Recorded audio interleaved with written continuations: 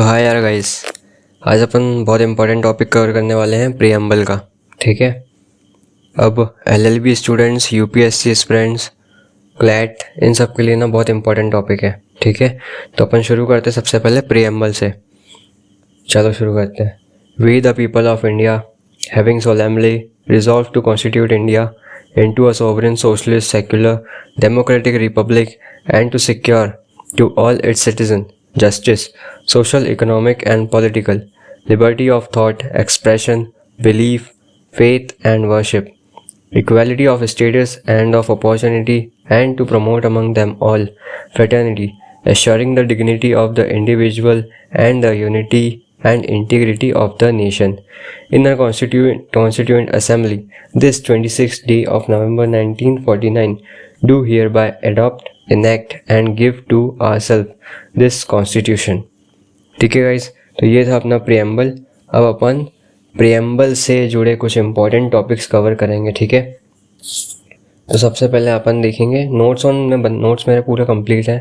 आप उन नोट्स को कवर करके एलएलबी में अगर आप स्टूडेंट हो, जैसे मैं एलएलबी का स्टूडेंट हूँ, तो एग्ज़ाम के लिए ये बहुत इंपॉर्टेंट टॉपिक है। ठीक है, आप ये लिख सकते हो अगर वहाँ पे एक क्वेश्चन बनता है।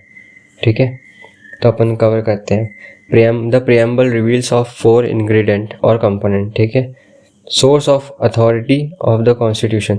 The preamble states that the constitution derives its authority from the people of India. Nature of Indian states. It declares India to be a sovereign, socialist, secular, democratic and republic polity. Third है हमारा objective of the constitution. It specifies justice, liberty, equity and fraternity as the objectives. ठीक है, अब date of adoption of the constitution है तो 26 नवंबर 1949. ठीक है, अब जो अपने कीवर्ड्स हैं, ठीक है, प्रीएम्बल के, उनको देखते हैं. Sovereign, socialist, secular, democratic Republic, justice, liberty, equality and fraternity. तो पहले सोवरेन समझ लेते हैं. मैं समझाऊंगा नहीं, है ना, अब आप लोग इतने केपेबल तो हो कि आप सब समझ जाओगे, इसलिए हिंदी में मैं नहीं समझा रहा हूँ.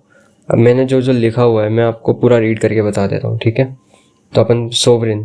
The word sovereign implies that India is neither a dependency nor a dominion of any other nation but an independent state. There is no authority above it and it is free to conduct its own affairs both internal and external. The legislature has the power to make laws which are subject to the certain limitations. ठीक है, अगला है अपना socialist. The term means that achievements of socialist ends through democratic means. It holds faith and a mixed economy where both private and public sector coexist side by side. It was added under in the preamble by 42nd Amendment 1976. Third है अपना secular. The term secular means that all the religion in the India gets equal respect, positions and support from the states. और जो secular word है हमारा, वो भी 42nd Amendment में 1976 में ऐड हुआ था. चौथा है अपना democratic. The term implies that the Constitution of India has an established form of constitution which gets its authority from the will of the people expressed in an election. पांचवा है अपना republic. The term indicates that head of the state is elected by the people. In India, the president of India is elected as a head of the state. ठीक है, ये अपने 5 word complete हो गए. अब अपन देख लेते हैं objectives of Indian constitution. The constitution is the supreme law and it has to maintain integrity and the society and to promote unity among the citizens to build great nation. Objectives to promote harmony throughout the nation. अपन देख लेते हैं the factors which help in achieving this objectives are. ठीक है, पहला justice. It is necessary to maintain order in society that promised through various provisions of fundamental rights and DPSP, अपना Directive Principle of State Policy, provided by the Constitution of India. It comprises of 3 elements. Justice के अंदर अपने 3 elements देखते हैं. Social justice, to create a society without discrimination on any grounds like caste, creed, gender, religion, etc. Economic justice. No discrimination can be caused by people on the basis of their wealth, income, economic status. Paid equally for the equal position, and all must get the opportunities to earn for their living. Political justice. It means all the political people have an equal, free and fair right without any discrimination to participate in political opportunities. Second अपना आता है equality. It means no society has any special privileges. All people have equal rights. Everyone is equal before the law. Third है अपना liberty. It means freedom for the people to choose their way of life, having views and behaviors in the society. Freedom to do anything under limitations. चौथा है अपना fraternity. It means feeling of brotherhood and an emotional attachment with the country and all the people. Fraternity helps to promote dignity and unity in the nation. अब अपने ना दो important case देखते हैं, Berubari case और केशवानंद भारती केस. तो पहले अपन देखते हैं Berubari case. It was used as a reference under Article 143(1) of the Constitution, which was the implementations of the Indo-Pak Agreement related to the Berubari Union, and in exchange the enclaves which were decided for consideration by the bench consisting of 8 judges. Through the case, the court said that preamble is the key to open the mind of the makers, but it cannot be considered as a part of constitution. Therefore, it is not enforceable by in the court. ठीक है, बेरुबरी case में ये बता दिया था कि preamble जो है वो हमारे कॉन्स्टिट्यूशन का पार्ट नहीं है. ठीक है, उसके बाद जब केशवानंद भारती का केस आता है तो कोर्ट को ये रियलाइजेशन होता है कि पिछली बार हमने जो मिस्टेक कर दी थी उसे हमें ठीक करना पड़ेगा. तो अब केशवानंद भारती के केस में क्या आता है?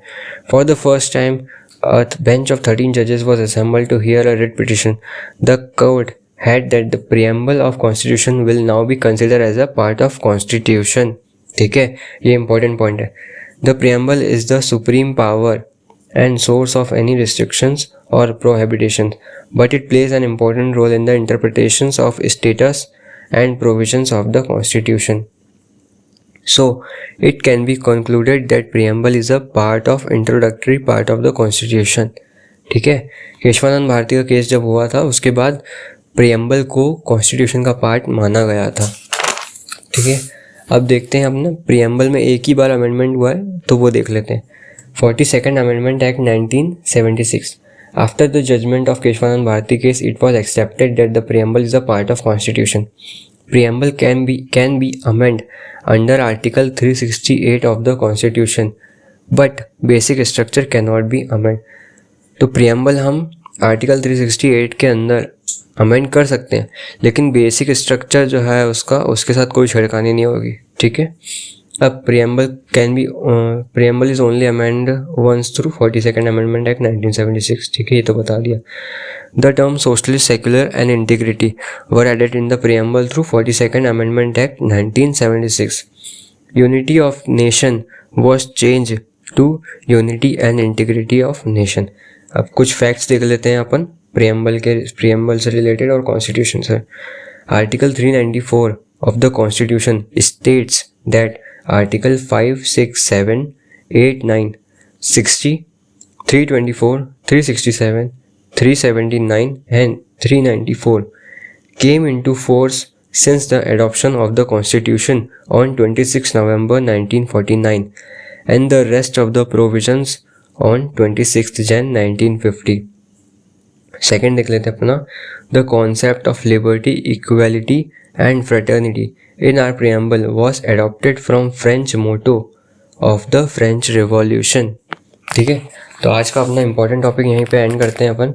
वीडियो पसंद आई हो तो भाई लाइक करना, सब्सक्राइब करना चैनल को. ऐसी वीडियोस में लाता रहूँगा और LLB के लिए नोट्स तो मैं लाते ही रहूँगा, है ना. चलो बाय, मिलते हैं. Have a good day.